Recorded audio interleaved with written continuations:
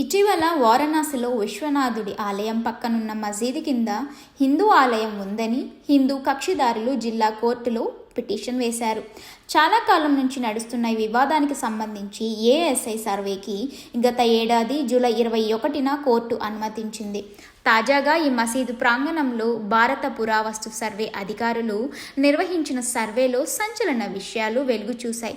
గతంలో ఉన్న భారీ హిందూ దేవాలయాన్ని కూల్చివేసి మసీదు నిర్మించారని ఏఎస్ఐ సర్వేలో తేల్చినట్టు వెల్లడైంది.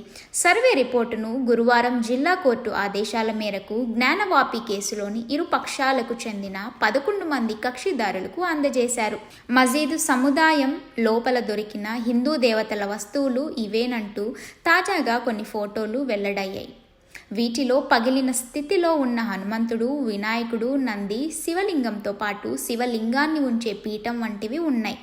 వీటితో పాటు నాణేలు, పర్షియన్ లిపిలో ఉన్న శాండ్ స్టోన్ స్లాబ్, రోకలి బండ, ధ్వంసమైన స్థితిలో ఉన్న వివిధ విగ్రహాలు ఉన్నాయి. మొత్తం 839 పేజీలతో ఉన్న నివేదిక చూసిన తర్వాత అక్కడ అప్పటికే ఉన్న హిందూ దేవాలయాన్ని కూలగొట్టి దానిపై మసీదు నిర్మించారని హిందూ వర్గాలు చెబుతున్నాయి. తవ్వకాల్లో లభించిన ఆధారాలను బట్టి చూస్తే 17వ శతాబ్దంలో మొఘల్ చక్రవర్తి ఔరంగజేబు కాలంలోనే అక్కడ ఆలయాన్ని కూల్చేసి మసీదు నిర్మించి ఉంటారని స్పష్టమవుతోందని చెప్తున్నారు. హిందువుల వైపు వాదనలను అంజుమన్ అంజమియా మసీదు కమిటీకి ప్రాతినిధ్యం వహిస్తున్న అఖ్లక్ అహ్మద్ నిర్వద్వంగా తోచిపుచ్చారు.